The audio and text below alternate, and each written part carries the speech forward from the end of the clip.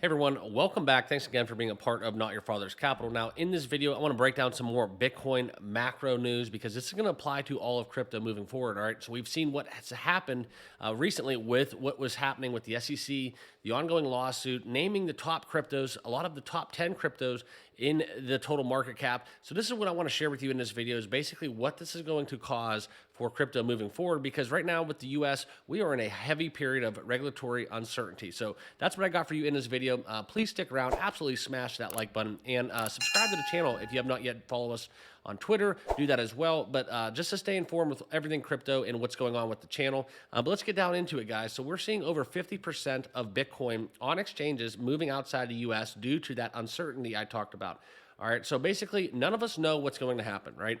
The regulations are unclear. There's been no groundwork, no framework, no effort made by the regulators to basically put their name into the ring and work with the top cryptos out there, the top crypto officials, to try to get something done that kind of works for everyone. All right, so everybody's kind of operating business as usual with no certainty or clarity on what that actually needs to be. All right, so by doing so, I think people have just said enough. So they're taking basically a lot of the crypto out of the exchanges that are in the United States. Okay, so if you can see right here, guys, 50% of the Bitcoin on exchanges is now currently going to be outside of the US. So that is just a huge amount. It's staggering, if you will. And it's going to be kind of surprising to see how many actually people in that 50% are located in the United States that are just moving their crypto into a foreign exchange. Okay, and if you are outside the United States, just bear with me for the sake of this video, because I just want to put some few things in perspective as it relates to this. Okay, so now we are seeing essentially, we are back to the 2017 levels where the US-based crypto exchanges are down to those levels and basically losing out to the foreign exchanges, okay?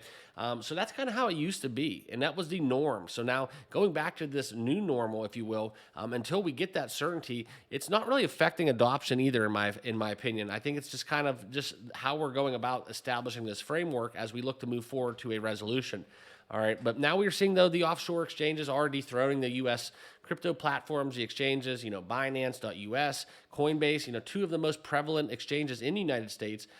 Just being named in that lawsuit is going to be crucial. It's going to be huge, and I just pray that it's not something that we've seen with the likes of XRP, where we have years of litigation, okay? So I'm kind of hoping for that 2024 presidential election to be that catalyst that crypto needs, okay? But now we've seen basically, Hong Kong. Hong Kong has been more open-ended to the thought of crypto. Okay, so there's a lot of digital asset, technology companies flowing into Hong Kong, and they've basically, if you look at this quote, they've stated that they would adopt the same activity risks regulation principle for entities akin to traditional financial firms. So, it's kind of what's going down worldwide, but just having China into play is going to be monumental if we look forward to mass adoption, okay? So 2024, we got the Bitcoin halving, the presidential election.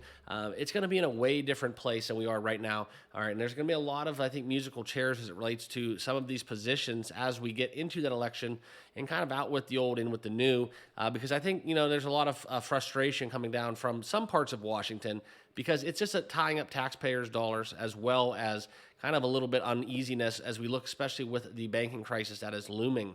Okay, so now furthermore, just to conclude, we have seen basically the trading volume surpass 4 times greater than what we are seeing on U.S.-based platforms. So once again, the U.S. is dropping the ball. They are extremely losing out on a lot of this. It's not so much a regulation and whatnot. It's just working with these crypto firms, crypto companies. They could be getting a piece of the pie. All right. I'm not saying we need to sneak by under the radar and do some fraudulent, skeptical activity that would draw the attention of regulators and raise eyebrows, but there's no reason why the U.S. can't work together with these crypto companies and firms, and we can't find some kind of resolution where everybody wins, because it's just, just put it simply, 4 times the trading volume should not be going on outside of the United States, with having the majority of the crypto held in exchanges within the United States. So just something I wanted to share with you guys, but it's important to keep in a note. If you look further, we're seeing Asia's spot and futures trading volume growing as high as 30% and 20% respectively. Okay, so it's a shifting of the tides, all right, and that's something where I think the United States once again is dropping the ball. So I'm interested to hear what you guys have to say. Please drop your comments down below. I want to know if you think the United States is dropping the ball when it comes to crypto regulation, and if there's some kind of ultimate resolution that would work for all parties. All right, but that's what I got for you in this video. I hope you guys are all doing well and found some value from this content. If you did, please consider subscribing here on the channel. But I appreciate you stopping by once more, and we'll see you in the next video. Thanks, guys.